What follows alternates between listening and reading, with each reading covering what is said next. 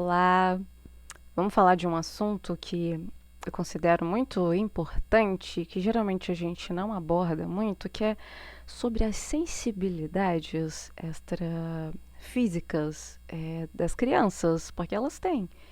É, eu vou contar alguns relatos e também fica de alerta para os pais, tá? Para aprenderem a lidar melhor com essa situação e não ficarem endemonizando as situações, né? Porque isso acontece muito quando não é a crença da pessoa.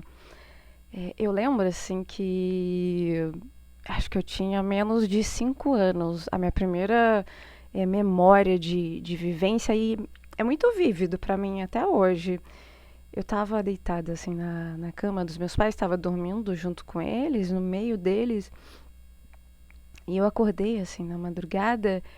E eu olhei para frente, tinha um homem e duas meninas, duas crianças olhando pra gente. Eles simplesmente estavam lá parados olhando. Eu, né, era muito criança, não entendia o que estava acontecendo, mas ao mesmo tempo eu não chorei, não acordei os meus pais. Eu fiquei assim um pouco assustada, mas assim meio que em choque olhando, sabe? E aí também foi uma vivência rápida. E eles não me demonstravam medo, sabe? Era uma família que estava ali visualizando outra família, né? E eu via, eu lembro, nossa gente, vividamente, eles saindo, indo embora. E eu não contei isso pra ninguém. Porque eu não me recordo de relatos, não tem relatos da minha família falando sobre isso. E aí depois, quando eu tinha uns 10 anos, eu comecei a ver o meu avô materno, né? Ele faleceu quando eu tinha 5 anos e aí eu ficava pedindo para vê-lo. Pra quê, né? Um dia eu tava na casa da minha avó, tava dormindo lá e eu acordei também na madrugada e tava tudo luminoso, assim, a casa toda luminosa. Pareciam que as luzes estavam todas acesas e aí eu olhei pra frente assim, tava meu avô em pé, me olhando. E aí eu já era maior, 10 anos, você já entende, você já sabe o que você tá vendo ali, né? Que pra criança aquilo ali é um fantasma. E aí eu comecei a chorar, coitada. Comecei a chorar, coloquei a cabeça embaixo da coberta e ficava pedindo pra ele ir embora, né? Que eu não queria. E aí eu lembro assim que passou um tempo, eu tomei a coragem e tirei a coberta da minha cabeça e eu olhei assim, o quarto estava completamente escuro. Toda aquela luminosidade, aquele ser de luz que estava ali, tinha ido embora. E aí eu lembro assim que eu comecei, né? Fiquei chorando, chamando pela minha avó, e aí ela veio. E aí eu contei o que tinha acontecido, e ela falou assim: isso é coisa do diabo.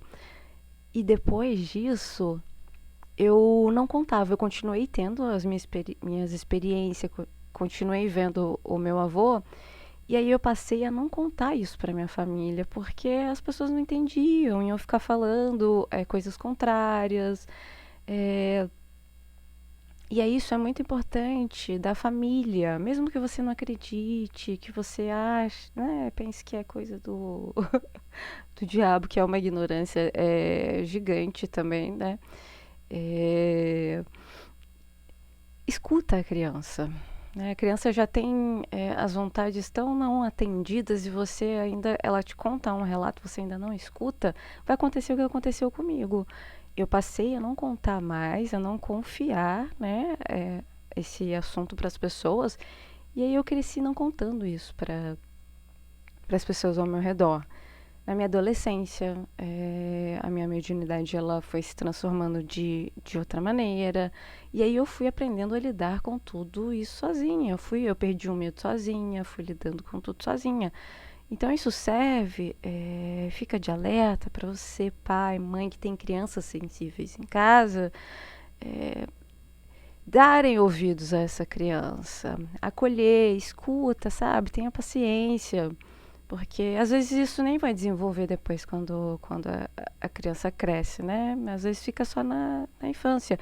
Então esse vídeo é de uma adulta que foi uma criança não ouvida com mediunidade e a importância de receber apoio, né? Apesar de eu ter crescido e ter me desenvolvido, isso ter me dado também muita força, é importante a gente receber apoio, tá bom? Beijinhos, se cuida.